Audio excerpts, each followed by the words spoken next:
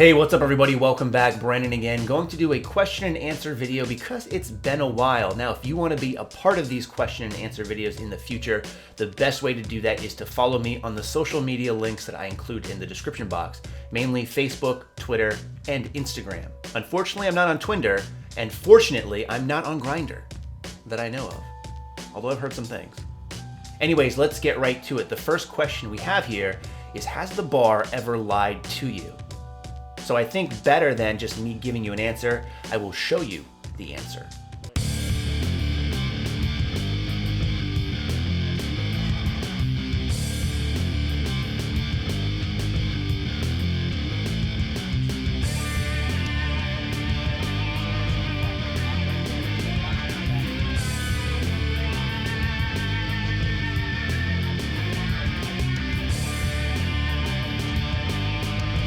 Next question comes from Noah Klein, aka Not CrossFit, aka You're Welcome. And he asks, how has YouTube changed your life? And to be honest, it hasn't changed it much. I think that really relates back to the content that I put out, or the lack thereof recently, so it seems.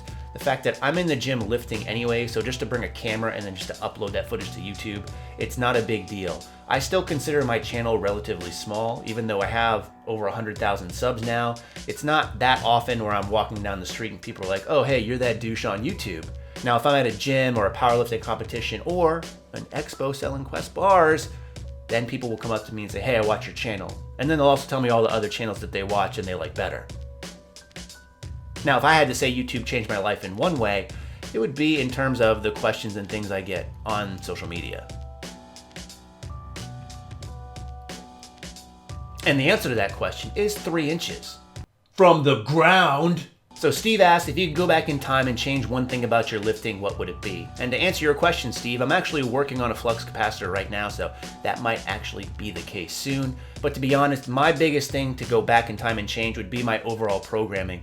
It literally took me probably around a decade to get on a strict program. I went off things in magazines, I went off things off the top of my head, what I saw other people were doing. But until I actually got on a program with built-in progression and percentages, I didn't really see the gains that I wanted to. Not to mention back in the day, I didn't do things like squats or even train back. I was just a chest and biceps bro. So I really wish I could go back and change some of those things because I'd be a lot further along than I am now. Next question is from Jeff, who by the way is a very strong dude himself. How do you get out of the negative mindset of missing a big lift? So for this is something I just dealt with recently, missing one of my squat warm-up reps.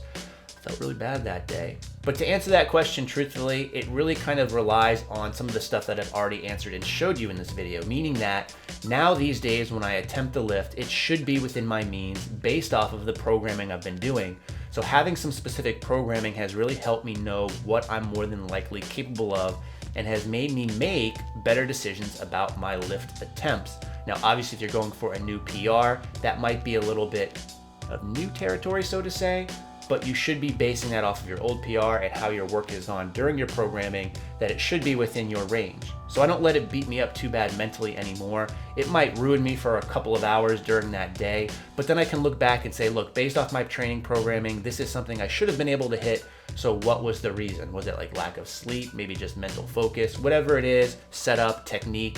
I know it's capable within myself, and that has helped me quite a bit. Next question from Alexis. Who is your favorite Dragon Ball Z character and why is it Dende? First of all, fuck you, Dende. I don't think anyone likes you. Honestly, he's like the Chatzu of the Namekians. Little guy, just kind of doesn't really do anything. No Dende for me. To be honest, my favorite character is Raccoon, yes, of the Ginyu Force. I don't know what it is. I always am more attracted to the big guys in Dragon Ball Z, especially the half-naked ones half the time.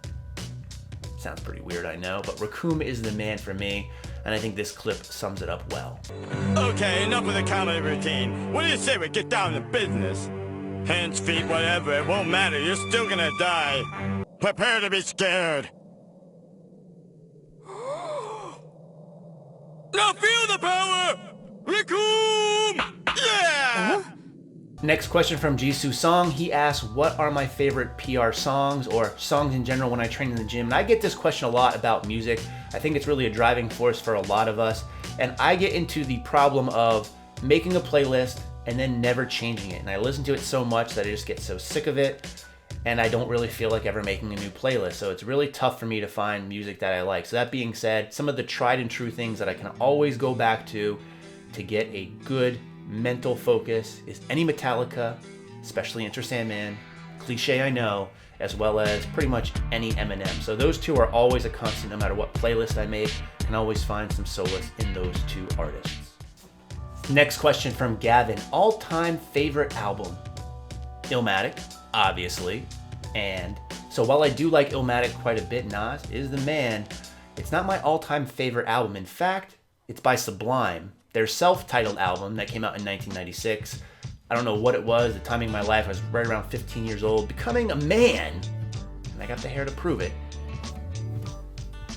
Had the hair to prove it, but it's my all-time favorite album. I could literally listen to that from start to finish, sing every single word on every single song, and I never get sick of it. There's other bands and artists that come along where I really like the album for a couple of years, but just gets played out. Sublime for me never gets old. Favorite album, all time.